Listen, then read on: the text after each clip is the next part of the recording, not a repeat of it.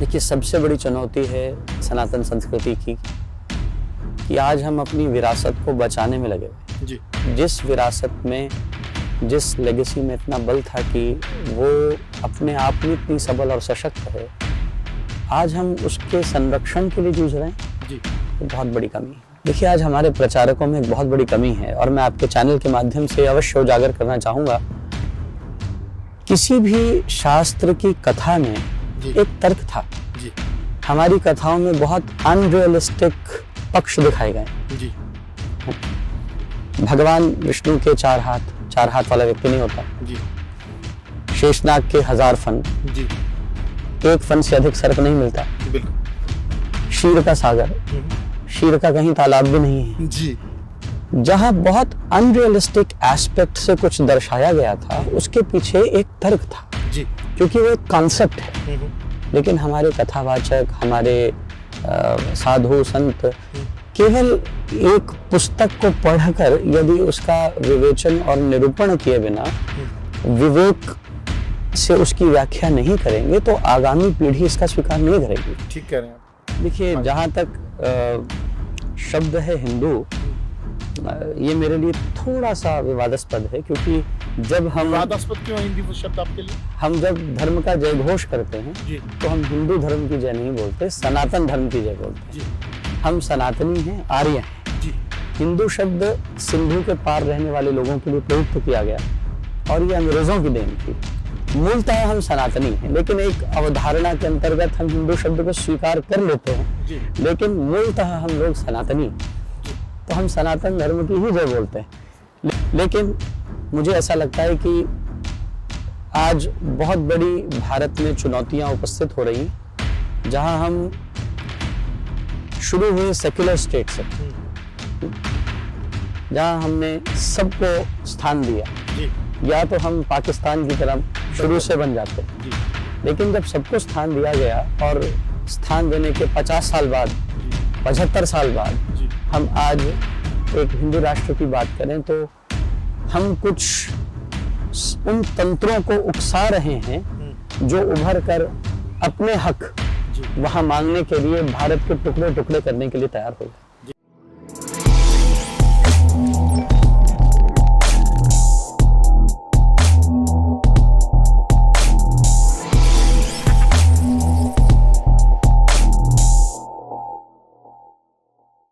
Hindi times media के सभी दर्शकों का हार्दिक स्वागत। और आज हम लोग यहाँ मौजूद हैं सैंडलवुड हार्टलेक ब्रैम्पटन के इलाके में, और इस आप जो देख पा रहे हैं ये खूबसूरती, ये प्राकृतिक वातावरण, और इस वातावरण के बीच जो हमारे विभूति हमारे बीच उपस्थित हैं स्वामी नलिनानंद जी, वो हमारे साथ मौजूद हैं। और पिछले कुछ समय से हमारी कोशिश थी कि इनसे बातचीत हो पाए, स्वास्थ्य का की थोड़ी गड़बड़ी के कारण से हम लोग नहीं मिल पाए, बात नहीं हो पाई। लेकिन आज इन्होंने तमाम कष्ट उठाते हुए यहाँ पर हमारे पास मौजूद हैं, आए हुए हैं।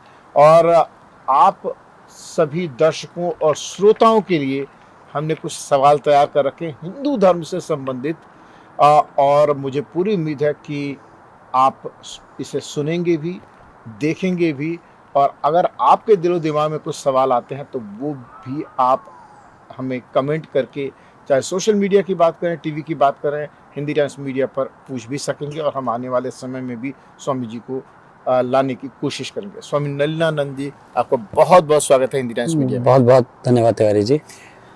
आप स्वामी जी, आप यहाँ पर आए हैं, कुछ एक समय हो चुका है, मैं समझता हूँ कि 1 सप्ताह से ऊपर ही हो चुका है, 2 सप्ताह की, 3 सप्ताह 3 सप्ताह हो गए जी। तो पूरे ये जो 3 सप्ताह की आपकी यात्रा जो रही है, ये सबसे पहले बताएं हमारे दर्शकों को कि कैसी रही यहाँ कनाडा की यात्रा, या पहली बार आए हैं, कैसा है? मैं तीसरी बार कनाडा आ रहा हूँ, और मैं सबसे पहले आपके दर्शकों को सादर नमन और वंदन करता हुआ जी। आपके अंतस्थ में विराजमान नारायण को भी अपने प्रणाम और वंदन करता हूँ। ये तीसरी यात्रा बहुत सुखद रही जी। और मेरी अपेक्षा से अधिक धर्म प्रचार हुआ और एक जागृति आई सनातन संस्कृति के प्रति जी। जो विशुद्ध तार्किक अवधारणा से वैदिक सनातन संस्कृति के संरक्षणार्थ हमें ठोस कदम उठाना चाहिए, वो उठा जी। और लगभग इस यात्रा में 700 से अधिक लोग सत्संग से इसी यात्रा में जुड़े जी। तो ये अपने आप में बहुत गरिमापूर्ण रहा। जी। आप थोड़ी सी अपनी यात्रा के संदर्भ में भी बताएं, जो आपकी जीवन की यात्रा है। आप युवा सन्यासी, मैं तो यही कहूँगा। और आप अपने यहाँ कैसे आप यहाँ तक पहुँचे? देखिए, बड़ा बहुनाम जन्मना अन्ते ज्ञानवान माम प्रपद्यते वासुदेवः सर्वमिति स महात्मा सुदुर्लभः। बहुजन्म बीत जाने के बाद अनेक जन संसिद्धिं, भगवान कहते हैं भगवद गीता में कि बहुजन्म बीत जाने के बाद जब कोई मनुष्य परम ज्ञान की पराकाष्ठा का संस्पर्श करता है और ये उसमें जागृति आती है कि ईश्वर केवल किसी मंदिर, किसी धर्मस्थल तक सीमित नहीं है, अपितु जन जन में विराजमान है। वासुदेवः सर्वम इति, तो वो सर्वत्र, यत्र तत्र सर्वत्र उसकी मौजूदगी है। तब जाके वो संस्कार अभ्युदय होता है और वो संस्कार एक नई उमंग पकड़ता है और वो ही कहीं ना कहीं सन्यास की ओर प्रेरित करता है। और इसके लिए मैं सबसे बड़ा धन्यवाद, आज मदर्स डे है जी, मैं समग्र विश्व की मातृशक्ति को प्रणाम और वंदन करते हुए जी, मैं अपनी माँ, जिन्होंने मुझे ये उत्प्रेरणा प्रदान की और जिनकी उस सत्प्रेरणा से मेरे अंदर ये संस्कार आए और उन्होंने मुझे मेरे गुरु देव के श्री युगल चरणों से जोड़कर ये एक स्थायी मार्ग, एक शाश्वत मार्ग दिखाया, ये सब उनकी कृपा सदृश था। ये तो समझ में आ गई कि माता जी का, आपको माँ का आशीर्वाद मिला, लेकिन आपके भीतर ये प्रेरणा क्यों और कैसे पैदा हुई? मेरे गुरुदेव की असीम कृपा थी और बचपन से ही लगभग 5 वर्ष की आयु से जी एक संस्कार बहुत प्रबल था कि मन में एक निश्चय था कि आजीवन ब्रह्मचारी रहना है। 5 वर्ष की आयु, 5 वर्ष की उम्र से, 5 वर्ष की उम्र से। अद्भुत। और ऐसा विवेक गुरुदेव की कृपा से उस आयु से ही प्राप्त हुआ। ये संसार के नश्वर स्वरूप को देखकर और इसकी इस भौतिकता की चमचमाहट में ऐसी कोई अभिरुचि कभी बनी नहीं। तो ये वैराग्य वृत्ति प्रारंभ से रही। आपकी लोग समझेंगे कि आप जो है, लेकिन है भी नहीं हकीकत कि आप कोई मतलब 70-80 वर्ष के कुछ हैं और ऐसा कुछ आपने देखा है। आपने कहा कि भाई जीवन में कुछ नहीं, आपने 5 वर्ष की उम्र से वैराग्य का अनुभव किया। आप अपनी शिक्षा के बारे में थोड़ा सा बताएं हमारे दर्शकों श्रोताओं को। बीकॉम ग्रेजुएट हुआ जी, MBA हुआ मार्केटिंग और फाइनेंस में। हाँ। और उसके बाद शास्त्रीय अध्ययन में उसके साथ साथ लगा रहा जी। और ईश्वर कृपा से, अनुभव से ये सब मार्ग स्वयं खुलते गए और बीकॉम और MBA तो मेरे साथ रहे। बीकॉम और MBA में आपका क्या मतलब, क्या कैसे थे आप? देखिए, क्योंकि जब बहुआयाम से हम कार्य करते हैं जी जी जी, तो कई बार कई दिक्कतें आती हैं, लेकिन I was first class graduate and it was God's very kind grace that He had given me that kind of intellect that I could perceive and pursue everything side by side. और मुझे ऐसा भी लगता है कि ईश्वर की करुणा और प्रेरणा से तो हमारे यहाँ श्लोक आया है, मूकम करोति वाचालम पंगुम लंघयते गिरिम यत् कृपा तमहम वंदे परमानंद माधव। हम जब उसकी कृपा से गूंगे बोल पड़ते हैं, लंगड़े पहाड़ चढ़ जाते हैं, तो ये विद्या तो बहुत छोटी चीज। अरे वाह। जब आप अपनी पढ़ाई कर रहे थे, उस वक्त में जब शिक्षा प्राप्त कर रहे थे, तब भी क्या आपके मन में एकदम प्रबल इच्छा था कि ये पढ़ाई करने के बाद मैं संन्यास लूंगा?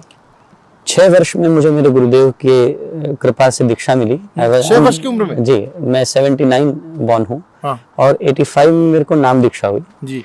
13 वर्ष में मैंने ब्रह्मचर्य को धारण करने का गंगा जी के तट पे बुद्ध पूर्णिमा पे व्रत लिया और अभी इसी बुद्ध पूर्णिमा पे, विगत बुद्ध पूर्णिमा पे जी, मेरे 30 वर्ष पूरे हुए ब्रह्मचर्य के जी, और मेरे सन्यास के 25 वर्ष पूरे हो गए। तो ये 13 वर्ष की उम्र में देखिए, 1-2 उदाहरण मिलते हैं। एक तो मिलता है आदि शंकराचार्य जी का, जिन्होंने 8 वर्ष की उम्र में अपनी माता से उन्होंने अनुमति मांगी, और दूसरे आपका मिलता है कि जो 13 वर्ष की उम्र में कोई बालक, मतलब मेरी जानकारी में तो नहीं है, 13 वर्ष की उम्र बालक की होती, जिसने अपने मन में ये प्रवृत्ति धारण कर ली कि मैंने सन्यासी जीवन आने वाले समय में ग्रहण करना है। तो ये बड़ी अद्भुत बात है और मेरे लिए तो कम से कम है ही सही।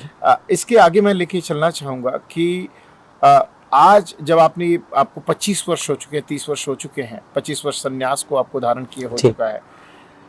इस बीच में जो हिंदू जिस समाज की हम बात करें, सनातन धर्म की बात करें, समाज की बात करें, तो इसमें क्या आपने पाया अच्छा कि मतलब जो कि आपको लगा कि इसको हम ज़्यादा से ज़्यादा लोगों तक पहुंचाएं?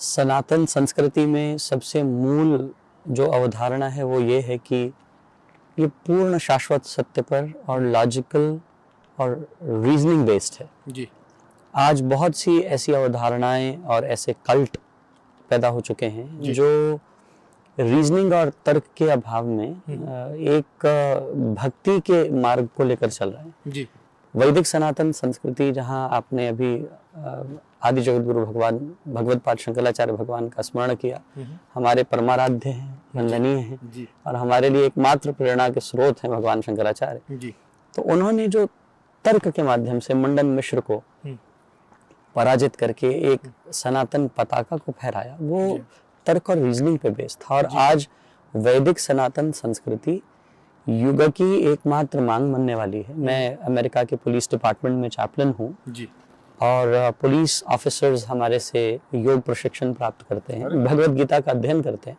जी आज भगवत गीता के और योग प्रशिक्षण के माध्यम से आज पुलिस डिपार्टमेंट इस महत्ता को समझने लगा है कि ये कितना अनिवार्य हो गया है हमारे लिए। जी तो वैदिक जीवन ही हर जीवन का मूल माना जाएगा। जी जी यही सबसे बड़ा आकर्षण केंद्र और उसका सबसे आकर्षक बिंदु है। जी। जी आज के समय में आप हिंदू समाज में जो कुरीतियां हैं, जो ऐसी चीज जो कि आपको सबसे ज्यादा परेशान करती है और आप कहते हैं कि ये दूर होनी चाहिए? देखिए, आज हमारे प्रचारकों में एक बहुत बड़ी कमी है और मैं आपके चैनल के माध्यम से अवश्य उजागर करना चाहूंगा। किसी भी शास्त्र की कथा में एक तर्क था। जी हमारी कथाओं में बहुत अनरियलिस्टिक पक्ष दिखाए गए। जी भगवान विष्णु के 4 हाथ वाला व्यक्ति नहीं होता। जी शेषनाग के 1000 फन, जी एक फन से अधिक सर्प नहीं मिलता। बिल्कुल। क्षीर का सागर, क्षीर का कहीं तालाब भी नहीं है। जी जहां बहुत अनरियलिस्टिक एस्पेक्ट से कुछ दर्शाया गया था, उसके पीछे एक तर्क था। जी क्योंकि वो एक कॉन्सेप्ट है। लेकिन हमारे कथावाचक, हमारे साधु संत केवल एक पुस्तक को पढ़कर यदि उसका विवेचन और निरूपण किए बिना विवेक से उसकी व्याख्या नहीं करेंगे तो आगामी पीढ़ी इसका स्वीकार नहीं करेगी। ठीक कह रहे हैं आप। अगर आज हम तर्क से, रीजनिंग से, क्षीर सागर शांति का प्रतीक है, भगवान की 4 भुजाएं मल्टीटास्किंग की प्रतीक हैं, जी है ना, और जिस मनुष्य को 1000 समस्याओं के ऊपर सुखद रूप से शयन करने की कला आ गई। जी समस्याएं हर व्यक्ति के जीवन में, लेकिन जिसको समस्याओं में शांत रहना आ गया, शांताकारम भुजगशयनम पद्मनाभम सुरेशम, तो यदि ये कॉन्सेप्ट हम बच्चों को देंगे वो इसका स्वीकार करेंगे। लेकिन आप उन्हें जैसा मंदिर में मूर्ति का स्वरूप देखते हैं, ब्रह्मा जी भगवान की कमल नाल से उत्पन्न हो रहे हैं, वो डिटैचमेंट का प्रतीक थी। जी अपनी कृति के प्रति, अपनी जाया के प्रति हमारे अंदर आसक्ति नहीं, अनासक्ति हो। अनासक्ति का भाव। तो ये सब एक कॉन्सेप्ट था, जिस कॉन्सेप्ट को हमने कहानियों में घड़ के उसको ज्यों का त्यों प्रदर्शित करके सामने आज हमारी युवा पीढ़ी में संशय पैदा कर दिए। हमें उन संशयों को निवृत्त करना, और मुझे लगता है कि हमारे सारे वैदिक समुदाय को जो प्रचार प्रसार के क्षेत्र में है, उन्हें तर्क और रीजनिंग से आज युवा पीढ़ी को इस विद्या को हस्तांतरित करने के लिए कुछ सशक्त कार्य करना चाहिए। और मैं अभी पार्लियामेंट में भी था और हमारे बहुत ही आदरणीय मान्य सांसद मेंबर ऑफ डॉक्टर चंद्र आर्य जी से मेरी इस विषय में बहुत गंभीर वार्ता हुई और वो भी इस बात से बिल्कुल सहमत थे और उन्होंने मुझे आमंत्रित किया है कि आने वाले समय में मैं पार्लियामेंट में आके सनातन संस्कृति की रीजनिंग पर एक स्पीच दूं। बहुत सुंदर, मैं आपकी बात से सहमत हूं, क्योंकि पुराने मुझे याद आ रहा है कि शायद भारतेंदु हरिश्चंद्र का था कि वैदिक हिंसा हिंसा न भवति, उनका निबंध आलेख था, और कि जिसमें एक समय पर उस वक्त में भी कोशिश की गई थी कि सनातन धर्म को रीजनिंग, वैज्ञानिकता के आधार पर उसकी बातों को रखने की। आज के समय में एक तरह से एक भ्रम की स्थिति पहले से ज़्यादा कुछ नज़र आती है, और इसी लिहाज से मैंने अभी जब कुछ समय पूर्व आपसे फिल्मों की बात कर रहा था और उसमें एक स्थिति आती है जहाँ पर जो कलाकार है या जो उसके अंदर व्यक्ति बताया गया है, पीड़ित बताया गया, और उसके अपने पिता से और वो सनातन धर्म से, हिंदू धर्म से होते हुए, और उसका कहना होता है कि आपने मुझे धर्म की कौन सी शिक्षा दी। तो आज युवा पीढ़ी के संबंध में भी ये है, तो हिंदू धर्म एक तरफ आता है, पौराणिक कथाएं सारी एक तो होती हैं जो कि अविश्वसनीय लगती है, कई जगह पर इतना लगता है कि आप उसके बारे में सवाल करना शुरू कर दें। मेरे जैसा व्यक्ति, मैं तो करता हूँ सवाल, और सिर्फ लेकिन फिर भी वैज्ञानिकता उसकी नहीं पहुंच पाती। उसके संदर्भ में कोई अतिरिक्त प्रयास रीजनिंग के साथ, वैज्ञानिकता के साथ में सनातन धर्म को कुछ प्रयास करने की कोशिश अगर है, उसके संदर्भ में कुछ बताना चाहें? देखिए, ऐसा है कि ये शोध का विषय है, शास्त्रों पर अनथक अनुभवगम्य शोध हो, और उस शोध से हम अपने अनुभवों से उसे मथ के वर्तमान परिप्रेक्ष्य में शास्त्र का चिंतन समाज के और समुदाय के सामने रखेंगे, तो आज भी शास्त्र, पुराण शब्द का अर्थ था, आप विद्वान हैं, पुराणयते इति पुराणः, जो पुराना होने के बाद अध्ययन करने पे नित्य नूतन और नवीन प्रतीत होता है, वही पुराण है। तो यदि उन पुराणों का शोध करते वर्तमान परिप्रेक्ष्य में उनकी आज की उपयोगिता को देखा जाएगा, तो समाज के लिए वो जितने पुरातन काल में नवीन थे, आज भी उससे अपितु उससे अधिक नवीन है, क्योंकि वर्तमान का मानव बहुत संभ्रमित स्थिति में है। निसंदेह। बहुत क्विकली मैं आपसे पूछना चाहूँगा, बहुत महत्वपूर्ण प्रश्न है, और मेरे ख्याल है ये समय काफ़ी, जितना समय है उसका उपयोग कर सकते हैं। आज के समय में वर्णाश्रम धर्म जिसकी बात करते हैं, भगवान गीता में भी कहते हैं कि सबसे पहले तो आप अगर वर्णाश्रम धर्म से अगर आप च्युत हो जाते हैं तो वर्णशंकर संतानें पैदा होती है, सारी बात। तो वर्णाश्रम धर्म की आज के समय में क्या उपयोगिता है, और किस रूप में उसको रीजनिंग या वैज्ञानिकता के साथ आप इसकी व्याख्या करेंगे, जिसमें ब्रह्मचर्य, गृहस्थ, फिर वानप्रस्थ, फिर उसके बाद में संन्यास। वैसे आपने तो उल्टा कर दिया जी।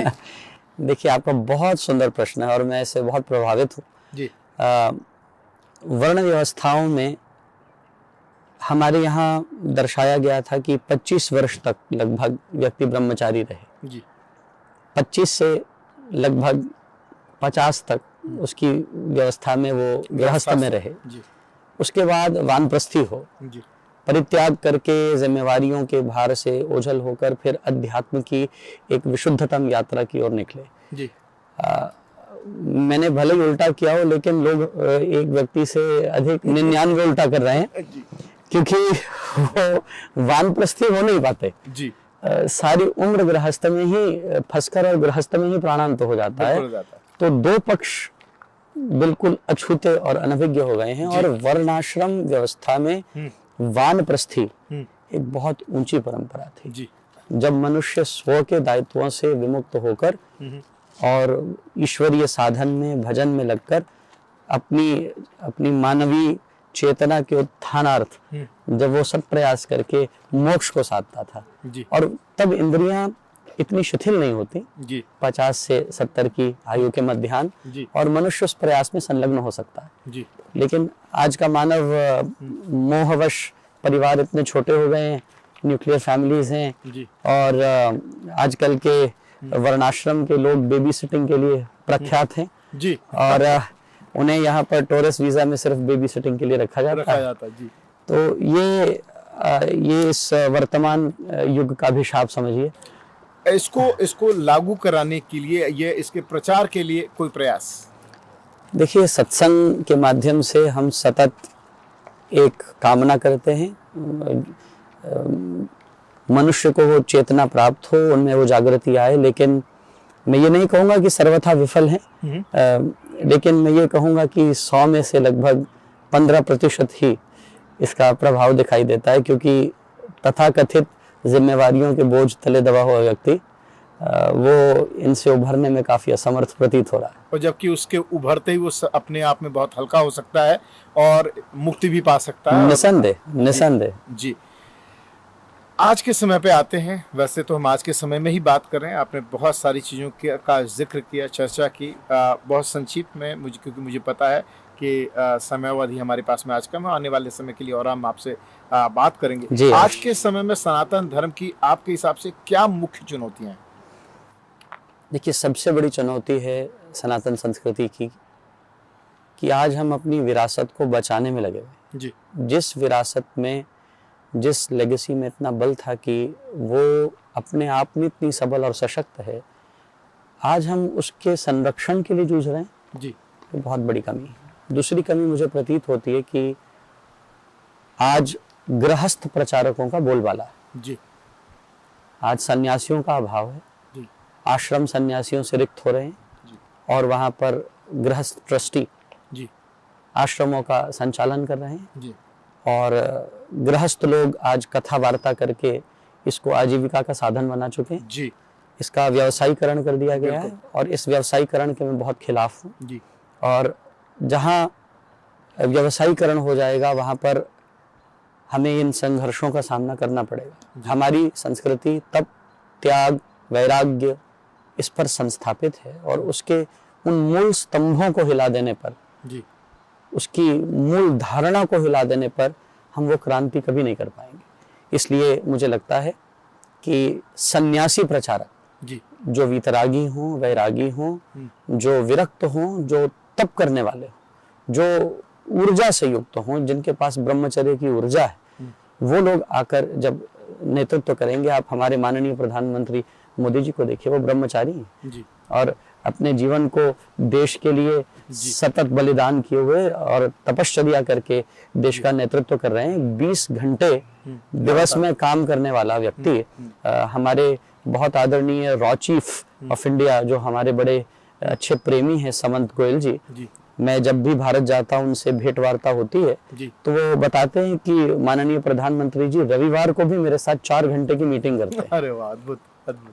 तो जहां पर तप होगा, जहां साधना होगी, जहां विवेक होगा, जहां वितरागता और कर्मठता का जिसने अनुभव किया होगा, वो व्यक्ति धर्म की प्रचार के लिए सबल और सशक्त होगा। और ये बहुत बड़ी कमी है कि आज गृहस्थ लोगों के हाथ में हमारा प्रचार आ गया और सन्यासी पीछे हो गए। इसमें वानप्रस्थियों को कहाँ देख पाते हैं? क्योंकि जब आप बात करते हैं कि वानप्रस्थ सबसे महत्व, आपने सारे भाषणों में महत्वपूर्णता वानप्रस्थ को दिए, तो वानप्रस्थी प्रचारक क्यों नहीं आ पाते, या उनके लिए क्या आपके पास में है, या क्यों तैयारी, क्या क्यों सिस्टमेटिकली हम तैयार नहीं कर पा रहे हैं और अपना मैसेज नहीं दे पा रहे हैं? जी देखिए, सिस्टमैटिकली तैयार करने में एक बहुत बड़ी चुनौती है।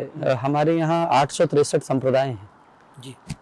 उन 863 संप्रदायों में किसको आप कहाँ कन्विंस कर पाएंगे? जी जहाँ संप्रदाय 2, 4, 5 हों वहाँ आप उस चुनौती से भिड़ सकते हैं, लेकिन जहाँ संप्रदायों की संख्या इतनी बृहद हो वहाँ पर कार्य करना बहुत कठिन सिद्ध हो जाता है। और लेकिन वानप्रस्थी लोग अगर आगे आए तो एक बहुत बड़ी क्रांति कर सकते हैं। हिंदू समाज के संदर्भ में कहा जाता है कि इसका सबसे बड़ा दोष इसकी जाति व्यवस्था है, क्या कहेंगे इस पे?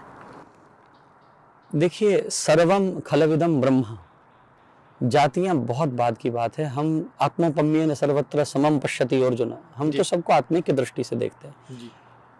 व्यवस्थाओं के लिए बांटा गया था और भगवान नारायण के शरीर से जी। 4 वर्ण उत्पन्न हुए, मस्तक से, वक्ष से, भुजाओं से और जंघाओं से। जी।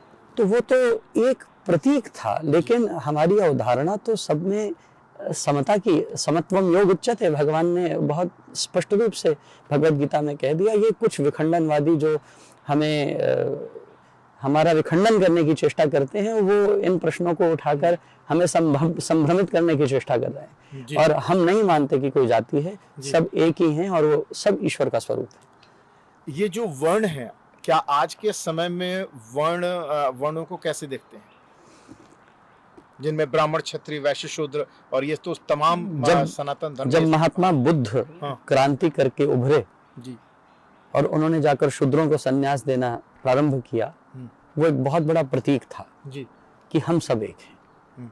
भगवान बुद्ध ने गांवों में जाकर शूद्रों के निवास पर भी आहार पाकर एक, और वो हमारे 24 अवतारों में अवतार हैं जी, तो हम उन्हें अपने से जुदा नहीं मानते जी। तो उन्होंने जब ये सत्क्रांति की, हमें उस सत्क्रांति को आदर्श मानकर धम्मपद के अंदर आए हुए उन सूत्रों को, मैं धम्मपद का बहुत गहन अध्ययन करता हूँ जी, और मैं बहुत प्रभावित हूँ महात्मा बुद्ध की शिक्षाओं से जी। और उन्होंने जो क्रांति की उसमें दर्शाया कि एक शूद्र भी सन्यासी हो सकता है जी। एक आखिरी बात, भगवान राम का आपने ये माला आपने पहन रखी है, सब तरफ राम राम लिखा हुआ है। राम और राम मंदिर भी जनवरी में निर्माण हो जाएगा। क्या हिंदू राष्ट्र और राम राज्य, इसमें कोई समानता देखते हैं, या राम राज्य की जो बात है वो हिंदू धर्म से, मतलब इसके बारे में थोड़ा सा बताइए। देखिए, जहाँ तक शब्द है हिंदू, ये मेरे लिए थोड़ा सा विवादास्पद है, क्योंकि जब हम विवादास्पद क्यों है हिंदी वो शब्द आपके लिए? हम जब धर्म का जय घोष करते हैं जी, तो हम हिंदू धर्म की जय नहीं बोलते, सनातन धर्म की जय बोलते हैं। जी, हम सनातनी हैं, आर्य हैं। जी, हिंदू शब्द सिंधु के पार रहने वाले लोगों के लिए प्रयुक्त किया गया और ये अंग्रेजों की देन थी। मूलतः हम सनातनी हैं, लेकिन एक अवधारणा के अंतर्गत हम हिंदू शब्द को स्वीकार कर लेते हैं, जी, लेकिन मूलतः हम लोग सनातनी, जी, तो हम सनातन धर्म की ही जय बोलते हैं। लेकिन मुझे ऐसा लगता है कि आज बहुत बड़ी भारत में चुनौतियां उपस्थित हो रही हैं, जहां हम शुरू हुए सेक्युलर स्टेट से, जहां हमने सबको स्थान दिया। जी, या तो हम पाकिस्तान की तरफ शुरू से बन जाते हैं, जी, लेकिन जब सबको स्थान दिया गया और स्थान देने के 50 साल बाद, जी, 75 साल बाद जी, हम आज एक हिंदू राष्ट्र की बात करें, तो हम कुछ उन तंत्रों को उकसा रहे हैं जो उभर कर अपने हक जी, वहां मांगने के लिए भारत के टुकड़े टुकड़े करने के लिए तैयार हो गए। जी, सनातन सभ्यता में सबका स्वीकार था, जी, है और रहेगा। जी, हमने सबको एक माँ की तरह, जैसे एक माँ अपनी संतति को जी, अपनी गोद प्रदान करती है, ऐसे ही हमारी भारत माता ने, सनातनी भारत माता ने सबको अपनी गोद प्रदान की।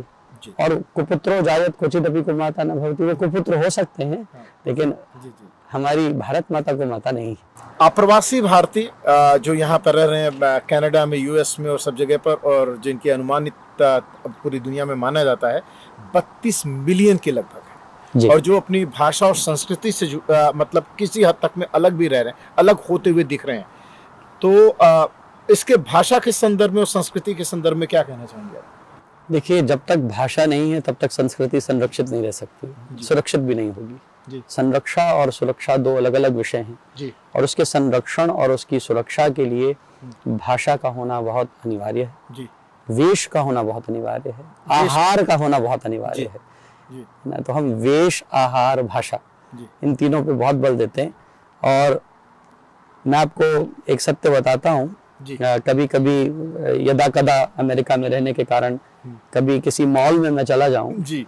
तो हमारा वेश परिवेश तो दिन रात यही रहता है। अच्छा, फिर वहाँ पर फिर विंटर में जैकेट? नहीं, मैंने कभी ऐसे ही रहता हूँ। अद्भुत। तो मैं आपसे बिल्कुल यथार्थ बोल रहा हूँ। यहाँ पर भी आपके यॉर्कडेल मॉल में मैं पिछली बार गया तो कम से कम 50 लोग मेरे साथ चित्र खिंचाने वाले थे। जी, उनको इस वेश का इतना आकर्षण है, वो इस वेश से, इस परिवेश से इतने प्रभावित होकर हमारे पास आते हैं। इसका मतलब आज भी हमारे वेश में वो सभ्यता और संस्कृति झलकती है, जिसके आज भी ये लोग, पाश्चात्य जगत के लोग, उसके उपासक हैं। इस वेश की बात की, इस रंग की आपने बात की जिसमें आप हैं, इसका भारत से जो धर्म जनित हैं उन सब में इसका महत्व, विशेष करके सिख धर्म में भी और हिंदू धर्म में, दोनों के अंदर है। क्या कोई विशेष कारण? देखिए, ऐसा है कि जैसे एक मिलिट्री का व्यक्ति अपनी ड्रेस पहनकर रेजिमेंट को रिप्रेजेंट करता है, हम आदि जगद्गुरु शंकराचार्य भगवान की रेजिमेंट के सेनानी हैं और उसी को रिप्रेजेंट कर रहे हैं। जी, तो मैं आखिरी बात, मेरे आखिरी करते हुए मैंने 5 सवाल पूछ लिए, लेकिन एक और आखिरी, वो ये कि क्या ये वेशभूषा सभी पहन सकते हैं जो भी मतलब मानते हैं, या मतलब जी? देखिए, हर आश्रम के लिए अलग अलग वेशभूषा, वानप्रस्थ हो चाहे? जी, बिल्कुल बिल्कुल। हमारे यहाँ जब व्यक्ति ब्रह्मचारी बनता है, उसके बाद वो प्रोबेशन में होता है तो उसको नैष्टिक ब्रह्मचर्य होता है, और उसके बाद 3rd स्टेप संन्यास होता है। जी। तो जब तक नैष्टिक है तब तक वो भगवाधारी नहीं हो सकता। अच्छा। तो वो पीत वस्त्रों में रहता है और उसके नाम के पीछे चैतन्य लगता है। अच्छा। तो गिरि, आश्रम, बोध, निगमपुरी, तीर्थ, सरस्वती, तब तक उसको ये 10 नाम नहीं दिए जा सकते। अच्छा।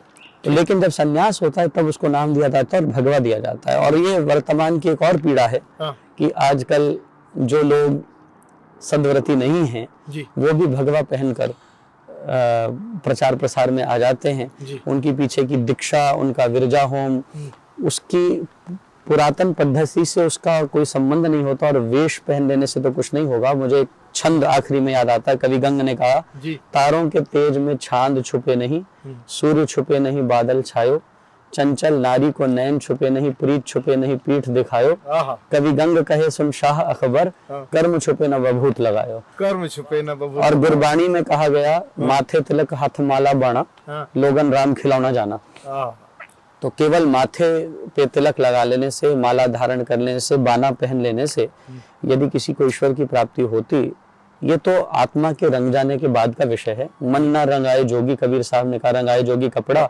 गीता वाचे जोगी बन गया बकरा, यम के दरवाजे पे जाएगा पकड़ा। जी तो मूल हकीकत यह है कि वेश तभी धारण करना चाहिए मनुष्य को जब इसके व्रत में बंध कर व्यक्ति निश्चित कर ले अपने मानसिक स्थिति को कि अब यही उसके मरण तक का पथ है। दोस्तों, हमारे हर तरफ से मुझे इशारा हो रहा है बाकायदा कि समय आप ऑलरेडी एक्सीड कर चुके हैं, लेकिन दोस्तों हर व्यक्ति अपनी आदत से दूर नहीं हो सकता। मेरी भी आदत है, जितना मुझे मिलता है उसमें से थोड़ा सा और आगे बढ़ के समय ले लेता हूँ। हमारी बात हुई है स्वामी नलिनानंद जी से, जो कि यहाँ पधारे हैं टोरंटो कनाडा में, और हम यहाँ ब्रैम्पटन में हार्ट लेक पर इनसे वार्ता कर रहे हैं। हम इनका बहुत बहुत धन्यवाद करना चाहेंगे कि बावजूद उसके कि इनकी थोड़ी तबीयत भी खराब है, और उसके बावजूद में हमारे साथ में इस मनोरम वातावरण में उपलब्ध हैं, यहाँ पर मौजूद हैं, और मेरे सारे प्रश्नों का उन्होंने एक एक करके बहुत संक्षिप्त में भी और जहाँ जहाँ जरूरत पड़ी विस्तार से भी उन्होंने उत्तर दिया। मन तो नहीं कर रहा कि इनको जाने दूँ, लेकिन मजबूरी है समय की, इस लिहाज से हमें इनसे यहाँ पर विदा लेनी पड़ेगी। हिंदी टाइम्स के लिए और हिंदी कुछ कहना चाहेंगे हमारे दर्शकों को? मैं आपके दर्शकों को पुनः पुनः प्रणाम करते हुए एक बात और ज़रूर आखिर में कहना चाहूँगा। राष्ट्र की सेवा, देश की सेवा हमारे लिए सबसे प्रथम होनी चाहिए, और देश की सेवा आप एक दृष्टि से, मेरी अपनी मान्यता में, मेरे अपने अनुभव में, आप जहाँ भी भारत से हैं, आपके अपने जहाँ आप रहते थे उस गली में, मोहल्ले में, उस प्रांत में, उस प्रदेश में किसी एक गरीब बच्चे को ज़रूर पढ़ाइए। मैं हर कथा के बाद ये दक्षिणा मांगता हूँ सबसे कि यदि तुमने कथा सुनी और तुम उसके बदले मुझे कुछ देना चाहते हो, तो हमारे देश में किसी एक गरीब बच्चे की विद्या का भार उठा लीजिए। आप नहीं जानते, आप एक बच्चे को विद्या देकर कितना बड़ा यज्ञ कर रहे हैं। मैं कहूँगा ये सबसे बड़ा अश्वमेध यज्ञ है। एक बालक को पढ़ाना, उसकी विद्या को उसे प्रदान करना, ये सबसे बड़ा यज्ञ है। अपने देश में इस सेवा को साधिए, आपके जीवन में आपको हर पुण्य की प्राप्ति होगी जो किसी तीर्थ यात्रा करने से भी नहीं होती। मैं बहुत बहुत धन्यवाद करते हुए हिंदी टाइम्स के सभी दर्शकों को और मेरे बहुत आदरणीय माननीय श्री तिवारी जी को मैं विशेष आभार अभिव्यक्त करूंगा। शरीर अस्वस्थ हो सकता है, लेकिन मन और आत्मा पूर्णतः स्वस्थ है, और जहाँ तक सेवा प्रकल्प में रहने का अवसर ईश्वर देता है, हम सेवा में सदैव तत्पर रहते हैं।